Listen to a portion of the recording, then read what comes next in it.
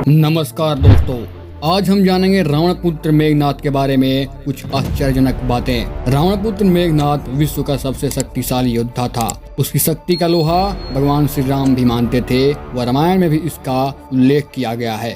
वाल्मीकि रामायण में उसे सर्वश्रेष्ठ योद्धा बतलाया गया है।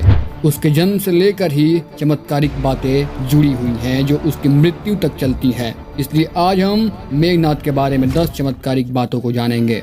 रावण ज्योतिष विद्या का बहुत बड़ा ज्ञाता था। वह सभी ग्रह नक्षत्र उसके अधीन थे। जब उसके पुत्र मेघनाद का जन्म होने वाला था तब उसने सभी ग्रहों को मेघनाद के 11वें घर में रहने का आदेश दिया ताकि यह उसके लिए शुभ रहे। किंतु अंतिम समय में शनिदेव ने अपनी स्थिति 11वें घर से बदलकर 12वें घर में कर ली थी। यही आगे चलकर मेघनाद की मृत्यु का कारण बना। जब मेघनाद ने जन्म लिया था तब वह सामान्य बच्चों की तरह रोया नहीं था, अपितु उसने एक जोरदार दहाड़ मारी थी। उसकी यह गर्जना किसी बादल मेघ के फटकने के समान तेज थी, जिससे प्रसन्न होकर रावण ने उसका नाम मेघनाद रखा, अर्थात जो बादलों का भी स्वामी हो। जब मेघनाद बड़ा हुआ तब उसने असुरों के गुरु शुक्राचार्य के साथ मिलकर 7 महायज्ञों का अनुष्ठान किया था, जिसमें उसे त्रिदेवों के सबसे महान अस्त्र ब्रह्मास्त्र, पाशुपति अस्त्र व नारायण अस्त्र प्राप्त हुए थे।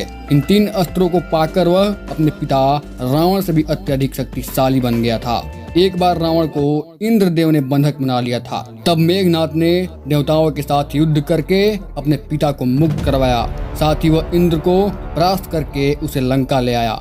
इससे प्रसन्न होकर स्वयं भगवान ब्रह्मा ने मेघनाद को इंद्रजीत की उपाधि दी, अर्थात जो इंद्र को भी जीत सके। भगवान ब्रह्मा से मेघनाद को एक वर प्राप्त हुआ था, जिसके अनुसार यदि वह किसी भी युद्ध में जाने से पहले अपनी कुल देवी निकुंभला के मंदिर में जाकर यज्ञ पूर्ण कर लेगा तो उसे युद्ध में कोई भी नहीं हरा पाएगा, वह उसकी हमेशा विजय होगी। इस वर को देने के पश्चात भगवान ब्रह्मा ने यह भी बताया था कि जो भी इस यज्ञ को बीच में ही ध्वस्त कर देगा तो उसी मनुष्य के हाथों मेघनाद की मृत्यु होगी। राम रावण युद्ध के समय लक्ष्मण ने मेघनाद का यह यज्ञ ध्वस्त किया था, जिस कारण उसकी मृत्यु भी लक्ष्मण के हाथों हुई थी।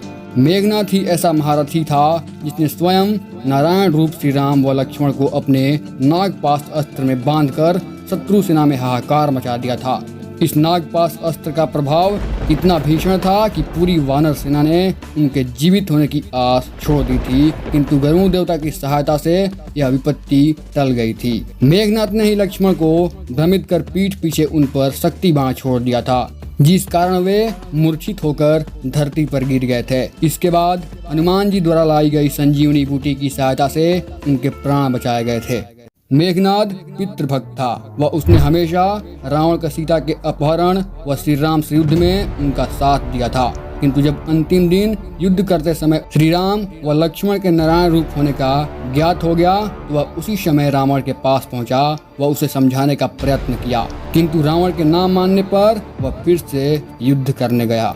स्वयं भगवान श्री राम भी मेघनाद का वध करने में सक्षम नहीं थे। तभी उन्होंने लक्ष्मण को ही हर बार मेघनाद से युद्ध करने को भेजा। लक्ष्मण के द्वारा 14 वर्षों तक किए गए ब्रह्मचर्य का पालन, नींद नहीं लेना व योग साधना के फलस्वरूप ही वह मेघनाद का वध कर पाए थे।